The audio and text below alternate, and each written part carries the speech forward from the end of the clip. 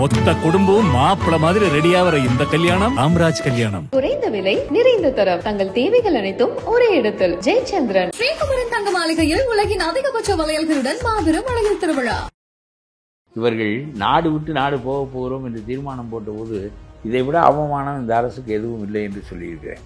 ஏனென்றால் அவர்கள் இந்த இவ்வளவு நஞ்சை நிலம், வீடு, இவ்வளவு ஏரிகள் எல்லாவற்றையும் விட்டுவிட்டு ஆந்திராவில் சித்தூருக்கு பக்கத்தில் குடியேறுவது என்று தீர்மானம் போடுகிறார்கள். உலகத்திலேயே ஒரு இனம் தன்னுடைய இனம் வாழுகின்ற இடத்தை விட்டு, தன்னுடைய மொழியை பேசுகிற ஒருவன் ஆளுகின்ற நாட்டை விட்டு வேற்று நாட்டுக்கு போக வேண்டும், வேற்று மொழி பேசுகின்ற இடத்துக்கு என்று முடிவெடுத்தால் அவன் எவ்வளவு மனம் நொந்திருக்க வேண்டும். அப்படிப்பட்ட ஒரு நிலைப்பாட்டில் இன்றைக்கு விஜய் போயிருப்பது கவனத்துக்கு வந்திருக்கிறது. அது ரொம்ப பாராட்டுதற்குரியது. விஜய் எடுத்த சரியான முடிவும் பாராட்டுதற்குரியது.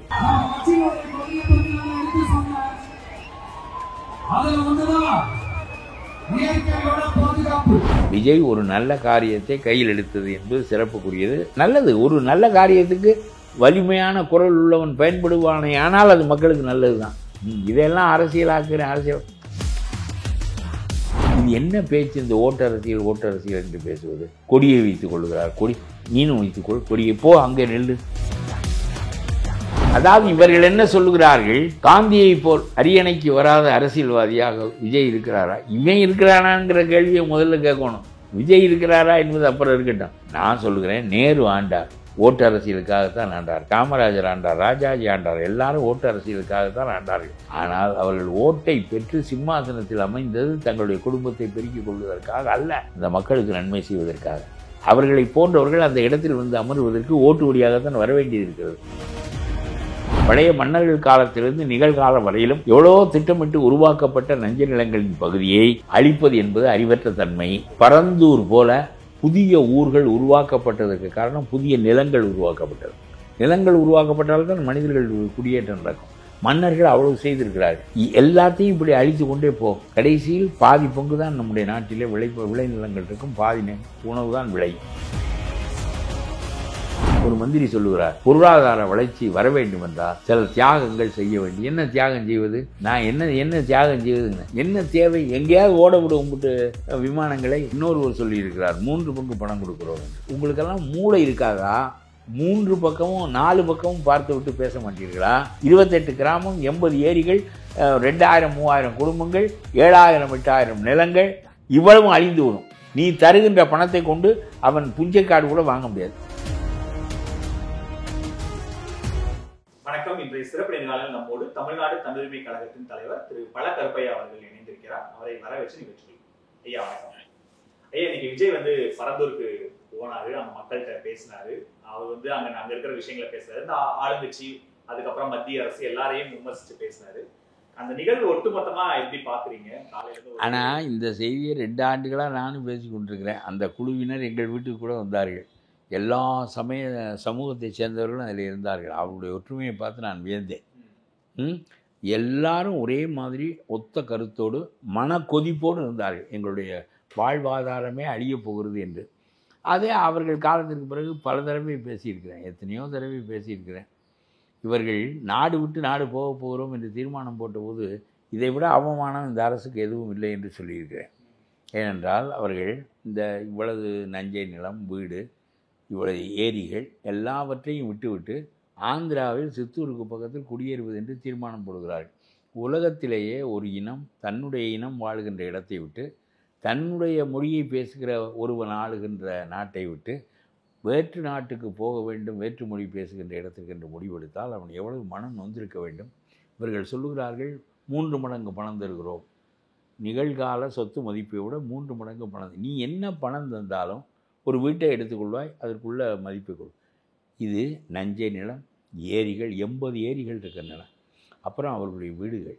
நீ தருகின்ற எந்த பணத்தையும் கொண்டு இதே அளவுக்கு நிலமோ, இதே அளவு நீனே இதை வாங்கி கொடுத்து பார்ப்போம்.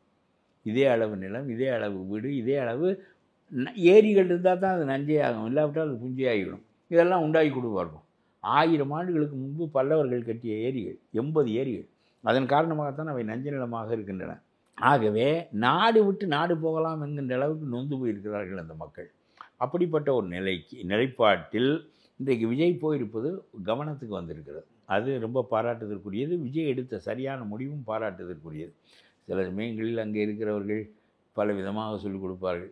பெரியாருடைய கட்டவுட்டை வைத்து கொண்டாய் பெரியாருக்காக பேசினாயா என்ற கேள்வி வந்தபோது விஜய் ஒன்றும் பதில் சொல்ல முடியவில்லை. எனக்கு சில சமயங்களில் என்ன அவருக்கு எவன் தான் எந்த முட்டாள் தான் அவருக்கு கருத்தோட்டத்தை உருவாக்குகிறான் என்று நான் ஐயப்படுவேன். ஏதாவது எது மக்களுக்குரியதோ அதெல்லாம் பேச வேண்டும். நாள்தோறும் கருணாநிதி உடன்பிறப்போடு பேசிவிட்டு தான் அடுத்த அரசியலை பார்ப்பார். அவருடைய முரசொலி உடன்பிறப்போடு அவர் நிகழ்த்துகிற பேச்சு என்ன, எழுத்து மூலம் அந்த பேச்சு கன்வேஸ் ஹிஸ் ஒப்பீனியன்ஸ். அது மாதிரி தலைவர்கள் இருக்க வேண்டும். இவர் சொல்ல மாட்டார். ஏன் பெரியாருக்கு இவர் பேசவில்லை என்கின்ற கேள்விக்கு எனக்கே வியப்பாக இருந்தது. பெரியாரை வாழ்க்கை முன்னுதாரணமாக கொண்டவர், எங்களுக்கு வழிகாட்டும் அரசியல் தலைவன் என்று கொண்டவர். இந்த ஃப்ராடு, இந்த மோசமான ஆள் இந்த சீமான் பேசிய போது, இல்லாததை பேசிய போது, இருப்பதை பேசினால் அது நியாயமானது. அது ஒரு கருத்து, இது ஒரு கருத்து. அந்த கருத்தோடு இவன் முட்டுக்கிறான், முட்டி பார்க்கட்டும். அந்த கருத்து நிற்கிறதா நிற்கவில்லை. அம்மாளோடு போ அக்காளோடு போ என்று சொன்னார் என்றெல்லாம் சொல்லி இல்லாத கருத்துக்களை முன்வைத்து அவருடைய பிம்பத்தை பிஜேபியினுடைய பின்னணியில் சிதைக்க நினைத்த போது, அதாவது தமிழ்நாட்டுக்குள் நுழைய வேண்டுமென்றால் திமுக தடையில்லை, பிற கட்சிகள் தடையில்லை, பெரியார் என்கின்ற பிம்பம்தான் தடை. ஏனென்றால் இந்துத்துவம் பிராமணியத்தின் மீது நிற்கிறது, பிராமணியம் சமஸ்கிருதத்தின் மீது நிற்கிறது. அவர்களுடைய மேட்டிமையை ஏற்படுத்த வேண்டும் என்று சொன்னால் அதற்கு நேர் எதிராக இருக்கிற பெரியாருடைய பிம்பத்தை உடைக்க வேண்டும். ஆகவே இந்த ஆளை அவர்கள் கூலிக்கு வைத்திருந்தார்கள். இந்த ஆள் சிந்தனையை முடவிடக்கூடிய அறிவான ஆள் இல்லை. அவர் என்ன கருத்து வைத்தார், அந்த கருத்து சரியானதில்லை என்று இந்த ஆளால் மோதவிட முடியாது. ஆகவே இல்லாததை சொல்லி அவருடைய பிம்பத்தை அழிக்கின்ற முயற்சியை இந்த ஆளை கைக்கூலியாக வைத்து அவர்கள் செய்கிறார்கள். இதே மாதிரி ஜெயலலிதா திமுகவை எதிர்ப்பதற்கு சீமானை பயன்படுத்தியது உண்டு. அவர் எப்பொழுதுமே ஒரு பொலிட்டிக்கல் கைக்கூலி தான். இவ்வளவு நடந்தபோது ஏன் நம்முடைய விஜய் என்னுடைய வழிகாட்டி தலைவனை பெரியாரை, அம்பேத்கரை ஓட்டுக்காக வைத்திருக்கிறார், நம்ம அம்மா சரஸ்வதி அம்மாளை, அஞ்சலை அம்மாளை ஓட்டுக்காக வைத்திருக்கிறார், ராணி நாச்சியாரை ஓட்டுக்காக வைத்திருக்கிறார். இவர்களெல்லாம் சமூக வாக்குகள் உள்ளவர்கள். ஆனால் பெரியார் உருவாக்க உடையவர்களை அவரை அம்போ என்று கைவிட்டு விட்டார். என்ன, ஏன் பேசவில்லை என்று தெரியவில்லை. ஆனால் எதுவாக இருந்தாலும் அவர் எதை தவறி இருந்தாலும் தவறாவிட்டாலும் இது மக்கள் பிரச்சனை. இதற்குள் வந்தது பாராட்டத்தக்கது. மக்கள் பிரச்சனைனா இந்த மாதிரியான எந்த ஒரு அரசு திட்டங்கள் கொண்டு வந்தாலும், ஒரு ரோடு போறதாகட்டும், ஒரு டைடல் பார்க் கட்டுறது, ஒரு தொழிற்பேட்டை உருவாக்குறது, எதுனாலும் நிலம் கையகப்படுத்த வேண்டிய தேவை இருக்கு. அரசு கிட்ட அந்த அளவுக்கு போதிய நிலம் இல்லைங்கும் போது அப்போ அரசு நிலத்தை கையகப்படுத்தும் போது அந்த மக்கள் போராடுவாங்க. ஸோ அதை எப்படி புரிய வைக்கிறது இல்லாமல் நல்ல கேள்வியை நீங்கள் சொன்னதை மந்திரி வேறு சொல்லியிருக்கிறார். அவர் சொல்லியிருக்கிறார், பொருளாதார வளர்ச்சி வேண்டுமென்றால் சில தியாகங்கள், சில பலிகள் நடக்கத்தான் செய்யும் என்று அவர் பேசியிருக்கிறார். அது ஒரு பக்கம் இருக்கட்டும். இப்பொழுது நான் ஒன்று சொல்லுகிறேன், இன்னொருவர் சொல்லியிருக்கிறார் 3 பங்கு பணம் கொடுக்குறோம் என்று. உன்னுடைய 3 பங்கு பணம் லாபகரமானதாக இருந்தால் வாங்கி கொண்டு எந்த இடத்தில் வேண்டுமானால் நிலத்தையும் உருவாக்கி கொண்டு ஏரியும் ஒரு ஏரி உருவாக்க முடியுமா? நிலம் வாங்கலாம். அந்த நிலத்திற்கு பாசனத்துக்கு அது புஞ்சக்காடாகத்தானே இருக்கும். அதை நஞ்சையாக ஆக்குவதற்கு ஏரிகள் வேண்டுமே. பல்லவன் காலத்திலிருந்து கட்டப்பட்டு 80 ஏரிகள் இருக்கின்றன. இங்கே 80 ஏரிகள். ஏரிகளின் மீது தான் ஓடுதளம். என்ன தேவை? எங்கேயாவது ஓட விட உம்பிட்டு விமானங்களை கரெக்ட் நிலங்களில் ஓட விடு. நாங்கள் என்ன வளர்ச்சி என்றால், நான் சொல்லுகிறேன், ஒரு உயிரை எடுத்து இன்னொரு உயிர் வளரக்கூடாது என்பது போல ஒரு நல்ல ஆக்கமான உற்பத்தி செய்யக்கூடிய விளை நிலங்களை எடுத்து உன்னுடைய ஆக்கமான திட்டத்தை செய்வது என்பது சரியானதில்லை. அதற்கு நான் சான்று சொல்கிறேன். தஞ்சாவூரை டெல்டா மாநிலம் மாவட்டம், அதில் எதுவும் தோண்டக்கூடாது, எவ்வளவு கனிவளங்கள் இருந்தாலும் தங்கமே கீழே இருந்தாலும் தோண்டக்கூடாது என்று தீர்மானம் போட்டோமா இல்லையா? டங்ஸ்டனுக்கு அவர் சொன்னபடி நீ மறுப்பு தெரிவித்தாயா இல்லையா? ஆனால் டங்ஸ்டனுக்கு இவர் மறுப்பு தெரிவித்தும் அந்த மக்கள் 18 கிலோமீட்டர் நடையாக போனார்கள். ஏனென்றால் டங்ஸ்டனில் பைய மெதுவாக இந்த பக்கம் விட்டு அந்த பக்கம் தோண்டுகிறேன் என்று கிளம்பினான். உனக்கு கிராமத்துக்கு பக்கத்தில் விட்டு அவங்க தோண்டி கொண்டு இங்கே வந்து விடுவான், இல்லைன்னா இன்னொரு கிராமத்துக்குள் நுழைந்து விடுவான். அதனாலே அந்த மக்கள் ஸ்டாலின் அரசுக்கு எதிராக நான் என்னுடைய உயிரே விடுவேன், என் உயிருக்கு பின்னால் தான் என்று சொன்னாலும் கூட நம்பவில்லை. இவர்கள் எத்தனை நேரம் தான் உயிர் விடுவார்கள், எத்தனை நேரம் அவர்கள் இது மாதிரி சத்தியங்கள்லாம் செய்திருக்கிறார்கள் என்று கருதி நரசிங்கம்பட்டி போன்ற பகுதிகளில் உள்ள மக்கள் எல்லாம் 18 கிலோமீட்டர் நடந்து மதுரைக்கு போனார்கள். போக்குவரத்து பாதிக்கப்பட்டது. ஆகவே மக்கள் தங்களை சார்ந்தும் விழிப்போடு இருக்கிறார்கள். அந்த எந்த போராட்டமும் நம்மை சார்ந்தது தான். அரசு எந்த நேரத்திலும் விலை போகும், இவர்களெல்லாம் நம்ப முடியாது. நீட் தேர்வை அவனே கொண்டு வந்து விட்டு அறிமுகப்படுத்தி விட்டு நீட்டை ஒழிக்கிறேன் என்று இவனே போராடுவான். நீ கொண்டு வந்து தொலைத்திருக்காவிட்டால் இந்த நீட்டே வந்திருக்காதே என்று கேட்பதற்கு மக்களுக்கு விழிப்புணர்ச்சி இல்லை. அது மாதிரி நான் உங்களுக்கு சொல்கிறேன், இந்த இதுபோல் நீங்கள் விளை நிலங்களை அழித்து கரட்டு நிலத்தை அழி, புஞ்சை நிலத்தை அழி, வேறு எங்காவது போய் அழி, இதில் நஞ்ச நிலம் எவ்வளோ இருக்கிறது என்று பச்சை மையால் கோடிட்டு காட்டியிருக்கிறார்கள். 58-60% நஞ்ச நிலம்தான், மீதம்தான் புஞ்சை நிலம். 80 ஏரிகள் இருக்கின்ற ஒரு விவசாய பகுதியை எவனாவது அழிப்பானா? ஆனா அந்த ஏரிகள் வந்து எந்த சிக்கலும் வராம திட்டம் நடைமுறைப்படுத்தப்படும். கம்பன் கால்வாயில எதுவுமே அதெல்லாம் சும்மா. கம்பன் கால்வாய் 7 கிலோமீட்டர் கொசஸ்தல ஆறில் போய் கலக்கிறது. அந்த கம்பன் கால்வாய்க்கு எப்பொழுது தண்ணீர் வரும் என்றால் இந்த 80 ஏரிகளும் நிறைந்து வழிந்து ஓடுகிற போது கம்பன் கால்வாய் வழியாக கொசஸ்தலத்துக்கு போகிறது. எவ்வளவு திட்டமிட்டு செய்திருக்கிறார்கள். பழைய மன்னர்கள் காலத்திலிருந்து நிகழ்காலம் வரையிலும் எவ்வளோ திட்டமிட்டு உருவாக்கப்பட்ட நஞ்ச நிலங்களின் பகுதியை அழிப்பது என்பது அறிவற்ற தன்மை. ஒரு சான்று சொல்கிறேன். தமிழ்நாடு தன்னிறை உடைய நாடு இல்லை. தமிழ்நாடு உணவில் தன்னிறையுடைய நாடு இல்லை. இங்கே தமிழ்நாட்டு மக்களின் தேவைக்கு 3/4 பங்கு தான் இங்கே விளைகிறது.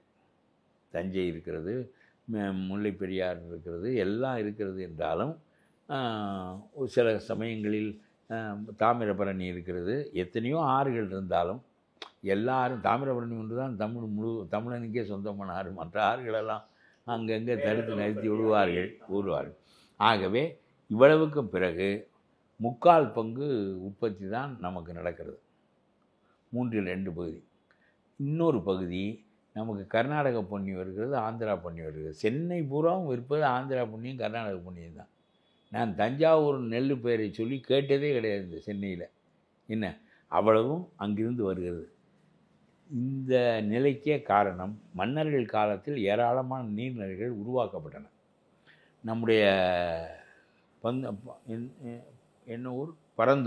பரந்தூர் போல புதிய ஊர்கள் உருவாக்கப்பட்டதற்கு காரணம் புதிய நிலங்கள் உருவாக்கப்பட்டது. நிலங்கள் உருவாக்கப்பட்டால்தான் மனிதர்கள் குடியேற்றம் நடக்கும். மன்னர்கள் அவ்வளவு செய்திருக்கிறார்கள்.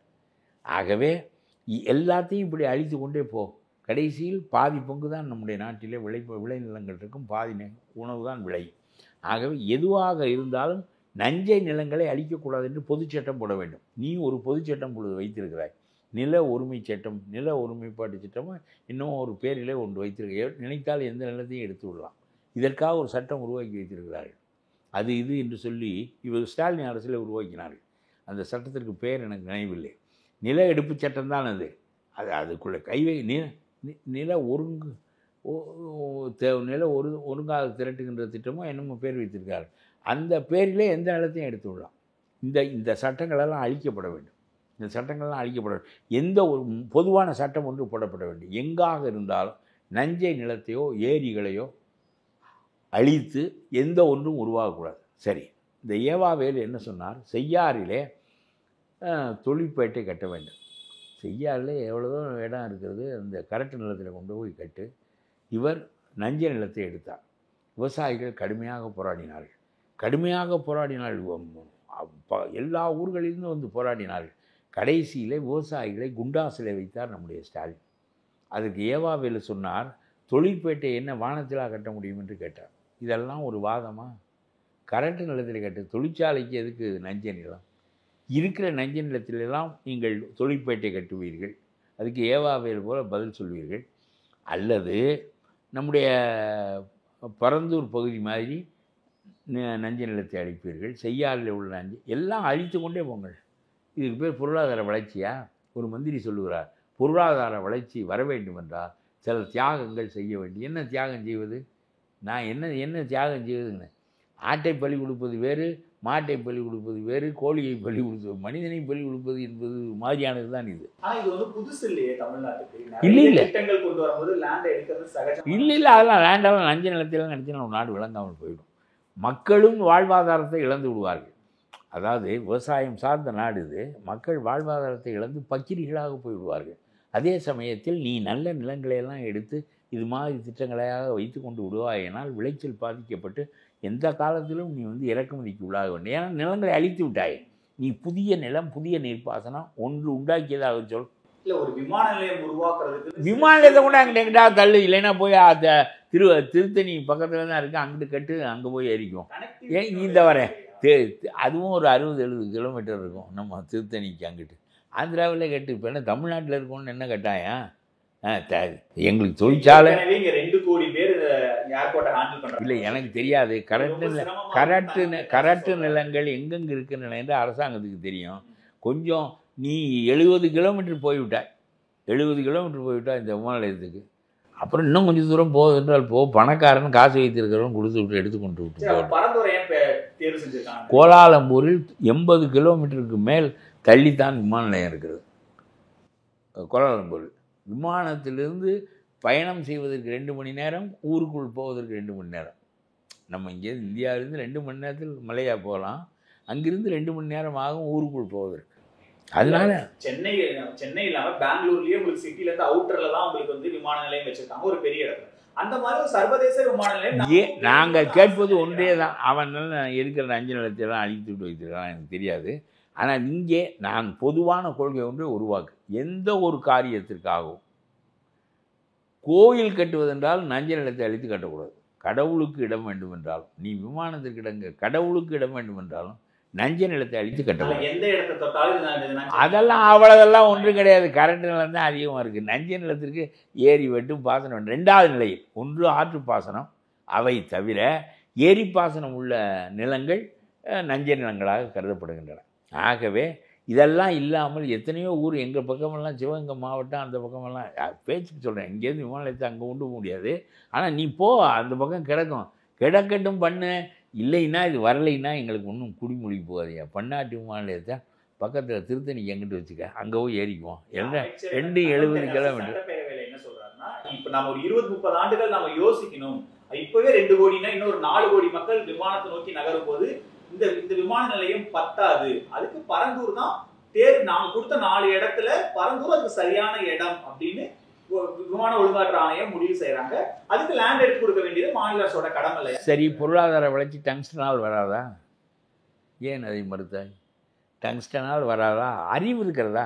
இந்த மந்திரி அதாவது ஒரு பதில் சொன்னால் இன்னொரு பக்கம் செருப்பால் அடித்து கேள்வி கேட்பானே, அதுக்கு பதில் வைத்திருக்கிறோமா என்று தெரிய வேண்டாம். ஒரு மனிதன் இருக்கேன். நான் அந்த மந்திரிக்கு முதல்ல பதில் சொல்கிறேன். 4 பக்கமும் துளாவி பார்த்து விட்டு பதில் சொல்ல. டங்ஸ்டன் உண்டாக்கப்பட்டால் கனிம வளங்களின் மூலம் இன்னமும் பொருளாதார வளர்ச்சி ஏற்படாதா? ஆனால் அந்த மக்கள் ரொம்ப கடுமையாக போராடுகிறார்கள். ஏன்? நஞ்சு நிலங்களை அழித்து எந்த திட்டமும் வேண்டாம். எந்த தங்கம் தோண்டுவதென்றால் நஞ்சு நிலத்தை அழித்து வேண்டாம் தானே? அது தஞ்சாவூர் மாவட்டத்தில் டெல்டா பிரதேசத்தில் எந்த ஒரு தோண்டுதல் வேலையும் வைத்து கொள்ளக்கூடாது, எந்த கனிம வளத்திற்காகவும். ஏன் சட்டம் போட்டு வைத்திருக்கிறார்? அந்த மந்திரியை கேளுங்கள். உங்களுக்கெல்லாம் மூளை இருக்காதா? 3 பக்கமும் 4 பக்கமும் பார்த்து விட்டு பேச மாட்டீர்களா? ஒரு பக்கம்தான் பார்த்து விட்டு பேசுகிறீர்களா? பொருளாதார வளர்ச்சிக்காக தஞ்சையை முடக்கலாம், டங்ஸ்டனை முடக்கலாம், பொருளாதார வளர்ச்சிக்காக பரந்தூரை முடக்கக்கூடாதா என்று கேட்கிறேன் நான்.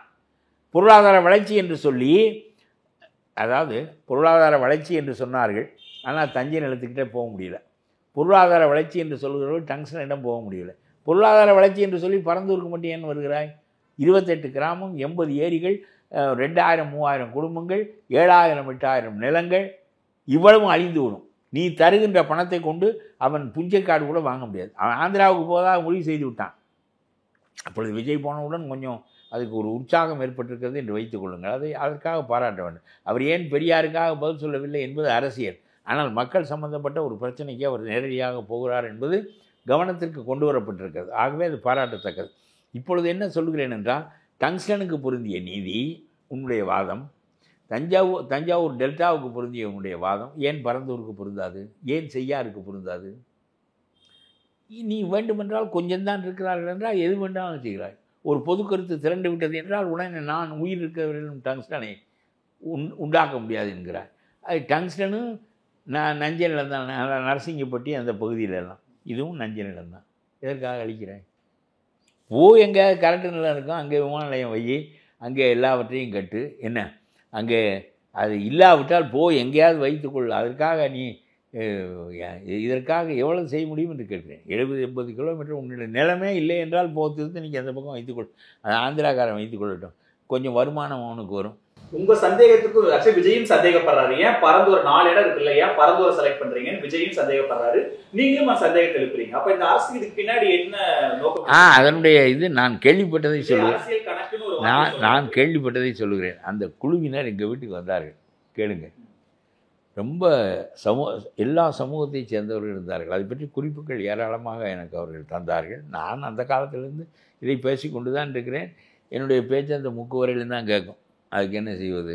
விஜய் போய் கேட்டால் எல்லாரும் நீங்கள் வந்து கேட்கிறீர்கள். நல்லது, ஒரு நல்ல காரியத்துக்கு வலிமையான குரல் உள்ளவன் பயன்படுவானே, ஆனால் அது மக்களுக்கு நல்லது தான். இதையெல்லாம் அரசியலாக்குறேன். அரசியல் எல்லாரும் ஓட்டு வாங்குவதற்காக ஓட்டை வாங்கி அந்த சிம்மாசனத்தில் வந்து நல்லது. காமராஜரும் ஓட்டு தான் வாங்கினார், ராஜாஜியும் ஓட்டு தான் வாங்கினார். ஓட்டு வாங்குவதே குற்றமா என்ன? அரசியலுக்காக செய்கிறார்கள். அரசியலுக்காக என்ன செய்கிறார்கள்? அதாவது உண்மை அல்லாததை நிறுவுகிறார்கள் என்றால் அது குற்றம். ஓட்டு வாங்கித்தான் ஆட்சிக்கு வர முடியும், ராஜாஜியும் காமராஜரும் கூட. ஆகவே அதுபோல் ஒருவன் ஓட்டு வாங்க வேண்டும் என்று நினைத்தால் பிழை இல்லை. அவன் மக்களுக்கு நன்மை செய்வதற்காக லஞ்சம் வாங்கினானா இல்லையா என்று வந்த பிறகு பார்ப்போம். அது இல்லாமல் இந்த பேச்சு நல்ல பேச்சே இல்லை. தே ஆர் பாலிட்டிசைசிங் எவ்ரிதிங் என்று இடைவிடாமல் சொல்வது நல்ல வாதம் இல்லை. இப்பொழுது நான் சொல்லுகிறேன், எதனால் இவர்கள் இவ்வளவு பெரிய இதென்றால் இவர்கள் கையில் ஆட்சி இருக்கிறது. இந்த ஆட்சியில் பரந்தூர் என்று முடிவு செய்கிறார்கள். முடிவு செய்து இந்த கருத்தை வெளியிடுவதற்கு முன்பு இந்த 28 கிராமங்களையும் சுற்றி இருக்கிற நிலங்களெல்லாம் வளைக்கப்படுகின்றன. வளைக்கப்பட்டு இவர்களுடைய நிறுவனங்கள், பல நிறுவனங்கள் வைத்திருக்கிறார்கள். அதில் ஒன்று தான் G2. அதெல்லாம் வைத்து சினிமாவும் அவர்கள் கையில் தான் இருக்கிறது, ரியல் எஸ்டேட் அவர்கள் கையில் தான் இருக்கிறது, ஆட்சி அவர்கள் கையில் தான் இருக்கிறது. ஆட்சியில் நேரடியாக மணலை எழலாம், கனிம வளங்களை எல்லாம் கான்ட்ராக்ட் விட்டால் லஞ்சம் வாங்கலாம், அதெல்லாம் வேறு. அதுபோக இவை இந்த சுற்றி இருக்கிற நிலங்களெல்லாம் இப்பொழுது அவர்கள் கையில் தான் இருக்கிறது. இந்த பரந்தூர் விமான நிலையம் போனால் இவர்களுடைய நிலம் வாங்கிய விலைக்கு வந்துவிடும். பரந்தூர் விமான நிலையம் நிலை பெற்றால் அந்த இடங்களெல்லாம் 7 ஸ்டார் ஹோட்டல்களாக மாறும். ஒன்றுக்கு 7000 மடங்கு விலை வரும். நீங்கள் நினைத்து பார்க்க முடியாத விலை அங்கே வரும். ஏனென்றால் அவையெல்லாம் பன்னாட்டு விமான நிலையத்தை ஒட்டி பன்னாட்டு நகரமாக அது மாறிவிடும். சென்னையோட வளர்ச்சி பரந்தூர் வரையிலும் எக்ஸ்டெண்ட் ஆகும். பரந்தூருக்கு இன்னும் முதன்மை வரும். இந்த பம்பாயில் பகுதி வாரியாக சொல்லுவார்கள், இந்த பகுதிக்கு ஒரு சிறப்பு அங்கிட்டு இந்த மாதிரி. இப்போ அங்கே 2-3 முனிசிபாலிட்டி இப்போ இங்கே 2 வைத்திருக்கிறார்கள் என்று வைத்துக்கொள்ளுங்கள். என்னுடைய கருத்து, இந்த பல ஊர்களில் அவர்கள் கார்ப்பரேஷனாக ஆக்குவதை மக்கள் எதிர்க்கிறார்கள். நாங்கள் கிராமத்தில் எளிமையாக பெற்றவற்றையெல்லாம் பெரும்பணம் கொடுத்து உன்னிடம் பெற வேண்டியிருக்கும். நீ இன்னமும் புதிய நன்மை பெற்று தருகிறேன். அதெல்லாம் அது மாதிரி தான் இது. நான் எதையும் மக்கள் விரும்ப வேண்டும். மக்களே அதை எதிர்த்து போராடுகிறார்கள் என்றால் நன்மையை விட தீமை கூடுதலாக இருக்கிறது என்பதுதான் பொருள். சாதாரணமாக மக்கள் கூட மாட்டார்கள், கூட வைக்கவே முடியாது. அவர்கள் கூடுகிறார்கள் என்று சொன்னால் பாதிப்பு பெரிய அளவுக்கு இருக்கிறது என்று பொருள். ஆகவே விஜய் ஒரு நல்ல காரியத்தை கையில் எடுத்தது என்பது சிறப்புக்குரியது. நான் சொல்கிறேன், வேறு கூட்டணி கட்சியில் உள்ளவர்களும் திமுகவோடு சேர்ந்தவர்கள் கூட இந்த மாதிரி பொது விஷயங்களில் ஒன்றுபட்டு இந்த அரசாங்கம் தப்பாக செய்கிறது, அதனால் விவசாயம் பாதிக்கப்படுகிறது, தமிழ்நாடு உணவிலே தன்னிறைவில் இல்லை, ஆகவே இருக்கிற விவசாய நிலங்களை அழிக்கக்கூடாது, நீ தொழிற்பேட்டை வைப்பதற்கு செய்யாறில் அழிக்கிறாய், விமான நிலையம் அழிப்பதற்கு பரந்தூரில் அழிக்கிறாய், இது தொழில் வளர்ச்சியெல்லாம் கரண்ட் நிலத்தில் வைத்துக்கொள். அதெல்லாம் சரியான வாதமே கிடையாது. நீ தொழில் வளர்ச்சி என்ற பெயராலே எவனோ ஒரு 10 பணக்காரனை உண்டாக்குவதற்காக 28 கிராமங்களை நீ அழிக்கிறாய். என்ன தொழில் வளர்ச்சி கொண்டு என்ன சொல்றாருன்னா, அந்த மக்களோட தொடர்ந்து பேசிட்டு தான் இருக்கோம், நாங்கள் கூட்டணி கட்சிகள் களத்துல தான் இருக்கோம், விஜய் பக்கம் போய் ஒரு எந்த தாக்கமும் ஏற்பட போறது கிடையாது, மக்களோட கோரிக்கை எடுத்துட்டு வந்து அரசு கிட்ட சொல்லுங்க. இவர் ரொம்ப இவர் இந்த செல்வ பெருந்தகை ஒரு தூய யோவான். இவர் போய் சொன்னால் உடனே எல்லாரும் தான் பேசுகிறோம், நானும் தான் பேசுகிறேன் 2 ஆண்டுகளாக. நம்முடைய குரல் எட்டேறுவதை விட ஒரு மனிதன் குரல் எட்டேறுகிறது என்றால் அந்த மனிதனுடைய எது செய்ய எந்த தாக்கமும் ஏற்படாதுன்றாரு. விஜயோட போறதோ இது எந்த தாக்கமும் ஏற்படாதுன்னு சொல்றாரு. ஏங்க, ஏற்பட்டால் நல்லது, ஏற்படாது என்று போகின்றவனை இப்பொழுதே நீங்கள் இடைமறித்து கொண்டிருந்தால் என்ன பொருள்? நானும் சொல்லுகிறேன், அறிவோடு ஒரு நல்ல திட்டங்களை நீங்கள் மேற்கொள்ளுங்கள். போயிருக்கிறார், நல்ல காரியம். அதற்கு உற்சாகப்படுத்தி நாமும் கூட இருந்து அந்த மக்களும் கூட துணையாக இருந்து இந்த காரியத்தில் வென்றால் அந்த மக்கள் நன்மை அடைவார்கள். அது நல்லது. அதை விட்டு இவன் போகிறதில்லை, அது முடிய போகிறதில்ல, அது விளங்க போகிறதில்ல. நீ இருந்து விளங்கிருச்சாக்க எல்லாம். உன் மேலே 208 கேஸ் இருக்குது, திமுகவை தூக்கிக்கின்னு தெரியல. நீ என்ன பேசுகிறாய்ன்னு கேட்குறேன் நான். உன் மேலே 208 வழக்கு. நீ வந்து சொல்கிற மனு தர்ம ஆட்சி நம்முடைய மனுநீதி சோழனுடைய ஆட்சியை, மனுநீதி சோழன் மகனையே தெற்காலிட்டவன், அந்த ஆட்சியை இவர் நடத்துகிறாராம். ஏன்னா மகன் பேரன் எல்லாரையும் கொண்டு வந்து பக்கத்தில் உட்கார வைத்துவிட்டு அதை மனுநீதி சோழன் தான் செய்தான். உனக்கு மனுநீதி சோழன் கதையும் தெரியாது, ஸ்டாலின் கதையும் தெரியாது. அவன் மகனை தேர்கால் இட்டு கொண்டான் பசுவுக்காக. நீ மகனை எல்லாம் கொண்டு வந்து எல்லாரும் அடிப்போம், ஒரு ஆளாக அடித்தா பத்தாது என்று சொல்லி எல்லாரையும் கொண்டு வந்து வைத்திருக்கிறாய். நீ பேசுகிறாய் மனுநீதி சோழனுடைய ஆட்சிட்டு. உனக்கு உன்னுடைய வழக்குகளை பற்றித்தான் கவலை. ஜாதியின் பேராலே நீங்கள் எல்லாம் கார்கேல் வந்தார், கார்கேல் வந்தோம், நீ வந்தாய். இந்த காங்கிரஸ் அதனாலே தான் நாசமாக போய்விட்டது. அண்ணாமலை இவ்வளவு சத்தத்தை ஏற்படுத்துகிறார், காங்கிரஸில் ஒரு சத்தத்தை ஏற்படுத்த முடியவில்லையே. அது இவர்கள் பேசுவதையெல்லாம் பேசாதீர்கள். நான் சொல்கிறேன், விஜய் போய் அந்த காரியம் நல்லது நடந்தால் நல்லது. ஒரு முக்கியமானது என்ன சொல்றாரு அப்படின்னா, நான் எனக்கு தடை விதிக்கிறாங்க, நான் வந்து உங்களை ஒரு அந்த களத்துல சந்திக்கணும்னு நினைச்சேன், ஆனா எனக்கு ஒரு மண்டபத்துல சந்திக்கிறது அனுமதி கொடுக்குறாங்க, எங்கே சந்திச்சாலும் சரி, எனக்கு ஏன் இவ்வளவு தடை அப்படின்னு என்ன உனக்கு ஏதோ கொஞ்சம் கூட்டம் கொடுதே பயப்படுறாங்க. அது இருக்கட்டும். பயப்படுதுன்னு சொல்றீங்க? இல்லை, அரசு பயந்து தானே அவனை அங்கே போகாத இங்கே போகாத என்று சொல்லி கொடுக்கு. அது இருக்கட்டும். அப்புறம் அவர் கையை விரிக்கவில்லை, விரித்தால் என்ன ஆகுன்னு பார்ப்போம். இப்போ சிலவற்றுக்கு பேசுகிறார், சிலவற்றுக்கு பேசுவதில்லை. எவ்வளவு கெட்டு இருக்கிறார் என்பதை காலம் சொல்லட்டும். ஆனால் ஒரு மனிதன் நல்லதை செய்ய முயலுகின்ற போது கூட இவன் சேர மாட்டான், இவன் போய் சேர மாட்டான். அவனுக்கு ஒரு கூட்டம் கொடுவது நல்லது தானே. அந்த மக்களுக்கு ஒரு உற்சாகம் வராதா என்று கேட்கிறேன். இல்ல, அது அரசியல் நிகழ்வு மாதிரி இருந்தது. அவரோட கொடியை எடுத்து போட்டுக்கிறாரு, தோல்ல போட்டுக்கிறாரு, கொடியை கையில காமிச்சிட்டு போறாரு. போராட்ட காலத்துல மக்களை சந்திக்க போற மாதிரியா இருந்துச்சு, அவரோட கட்சி நிகழ்வு மாதிரி இருந்ததுன்னு ஒரு விமர்சனம். இல்லை, நீ எப்போ போனாலும் செல்வ பெருந்தகை என்ற தனி மனிதன் வருகிறேன்னு தான் சொல்லிக்கின்னு போவியா? கட்சியை கூட்டிக்கின்னு போக மாட்டியா? உன் கட்சியை உன் துண்டை போட்டுக்க மாட்டியா? உன் கொடியை ஏற்ற மாட்டியா? இது என்ன அவர் புதிதாக செய்து விட்டார் என்று கேட்கிறேன் நான். அட ஏங்க, கொடியை போட்டுக்கொள், அங்கேயும் போய் ஒரு கொடியை ஊன்றி ஏற்று, என்ன வேண்டுமானாலும் 28 கிராமத்திலும் கொடி ஏற்றி விட்டு வா. 28 கிராம மக்களின் பிரச்சனையை நீ பேசுகிறாயே, அதனால் அரசாங்கம் பயப்படுகிறதே, ஒரு கூட்டத்தை உன்னால் திரட்ட முடிகிறதே, இந்த விஷயத்தை நாமும் எடுத்துக்கொள்ளாவிட்டால் இல்லாமல் போய்விடுவோம் என்று புதிதாக வருகிறவர்களும் உள்ளே வரட்டுமே. மக்களுக்கு பொதுவாக அந்த மக்களுக்கு, விவசாய மக்களுக்கு நன்மையாக அமைய முடியும் என்றால் இதை போய் நீ பேசுவது எந்த நோக்கத்தில் இருக்கிறது? கொடியை போட்டு கொண்டு போகிறார், கோவணத்தை கட்டி கொண்டு போகிறார், இதெல்லாம் ஒரு பேச்சு. அவன் கொடியாக தூக்கி கொண்டு போகிறான், உனக்கு என்ன வந்துச்சு? அதாவது இவர்கள் என்ன சொல்லுகிறார்கள், காந்தியை போல் அரியணைக்கு வராத அரசியல்வாதியாக விஜய் இருக்கிறாரா? இவன் இருக்கிறானாங்கிற கேள்வியை முதல்ல கேட்கணும். விஜய் இருக்கிறாரா என்பது அப்புறம் இருக்கட்டும். நான் சொல்லுகிறேன், நேரு ஆண்டார், ஓட்டு அரசியலுக்காகத்தான் ஆண்டார். காமராஜர் ஆண்டார், ராஜாஜி ஆண்டார், எல்லாரும் ஓட்டு அரசியலுக்காகத்தான் ஆண்டார்கள். ஆனால் அவர்கள் ஓட்டை பெற்று சிம்மாசனத்தில் அமைந்தது தங்களுடைய குடும்பத்தை பெருக்கிக் கொள்வதற்காக அல்ல, அந்த மக்களுக்கு நன்மை செய்வதற்காக. அவர்களை போன்றவர்கள் அந்த இடத்தில் வந்து அமர்வதற்கு ஓட்டு வழியாகத்தான் வர வேண்டியது இருக்கிறது. ஆகவே ஓட்டை அவர்கள் மக்களிடம் கோரி பெற்றுத்தான் வர வேண்டும். ஆனால் வந்து உட்கார்ந்து அவர்கள் தன் வேட்டியை தானே துவைத்து உலர்த்தி கொண்டு முதலமைச்சராக இருந்த ராஜாஜி எங்கே, நேருவை போல் அப்பழுக்கற்ற மாபெரும் தலைவன் எங்கே, நீங்களெல்லாம் இங்கே? இது என்ன பேச்சு? இந்த ஓட்டு அரசியல் என்று பேசுவது. கொடியை வைத்துக் கொள்ளுகிறார், கொடி நீனும் வைத்துக்கொள், கொடியை போ, அங்கே நெல்லு, நீ போய் ஒரு 10,000 பேரை திரட்டு. நீ போனால் டீ கடைக்காரன் உனக்கு டீயே கொடுக்க மாட்டானே. ஏதோ ஒரு மனிதர் நல்லது செய்தால் நல்லது. எனக்கு என்ன பெரியாருடைய கட்சி இல்லைன்னா நல்லதாங்கிறதே அரசு கேள்வியா இருக்கு. அரசு அவர் போட்டு எந்த சிக்கலும் எந்த தாக்கமும் ஏற்படாதுங்கிறதா அமைச்சர்கள் எல்லாரும் சொல்றாங்க. பார்ப்போம் ஏற்படுதா இல்லை. நான் என்ன சொல்றேன், அவர் போனார், பெருங்கூட்டம் கூடினுச்சு. இன்னைக்கு ஒரு பெரிய நீங்கள் எல்லாரும் படையெடுத்து வந்து இதையே பேசுகிறேன். இது 5வது டிவி உங்களுக்கு பேசுகிறேன் என்ன. ஆக ஒரு பரபரப்பும் இல்லை என்றால் இத்தனை பேர் நீங்கள் படையெடுக்க மாட்டீர்கள். ஒன்று, அது ஏற்படாவிட்டால் நட்டம் ஒன்றும் இல்லை, ஏற்பட்டால் நல்லது தானே. அது எதற்கு அவரை காலை பிடித்து வாடிக்கொண்டே இருக்க வேண்டும் இருக்கிறேன். நான் சொல்கிறேன், பெரியாரை இழிவுபடுத்திய போது பெரியாருக்காக தொடர்பில்லாதவர்களெல்லாம் வரிந்து கட்டி கொண்டு இருந்தார்கள் நல்லதுக்காக. அதே மாதிரி விஜய் ஒரு நல்லதுக்காக போய் முன்னிருக்கிறார். நான் பேசினால் கேட்க மாட்டேன் என்கிறான், அவர் பேசினால் கேட்பேன் என்று சொல்லுகிறான் என்றால் அந்த நல்லதை பாராட்டி அவர் மூலமாக அந்த மக்களுக்கு நன்மை கிடைக்கட்டும் என்று நினைப்பது தான் நியாயமே தவிர அவர் கொடியை ஊன்றி கொண்டு போனார், கட்சியை வளர்க்கிறார். கட்சியை வளர்த்தால் என்ன, அவனுக்கு ஆக வேண்டிய காரியம் ஆகுமா ஆகாதா? ஆனால் தானே அவர் வளர முடியும். ஒரு நல்லதை செய்துவிட்டு வளர, உங்களை போல சுரண்டுவதற்கே அரசியலுக்கு வந்தாரா? அது பின்னால் தான் பார்க்க வேண்டும்.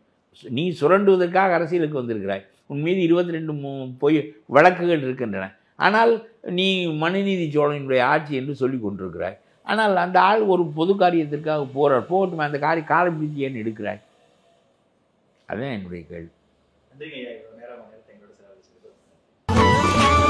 மொத்த குடும்பம் மாப்பிள மாதிரி ரெடியாகிற இந்த கல்யாணம் ராம்ராஜ் கல்யாணம். குறைந்த விலை, நிறைந்த தரம், தங்கள் தேவைகள் அனைத்தும் ஒரே இடத்தில். ஜெயச்சந்திரன். ஸ்ரீகுமரன் தங்க மாளிகையில் உலகின் அதிகபட்ச வளையல்களுடன் மாபெரும் அழகில் திருவிழா.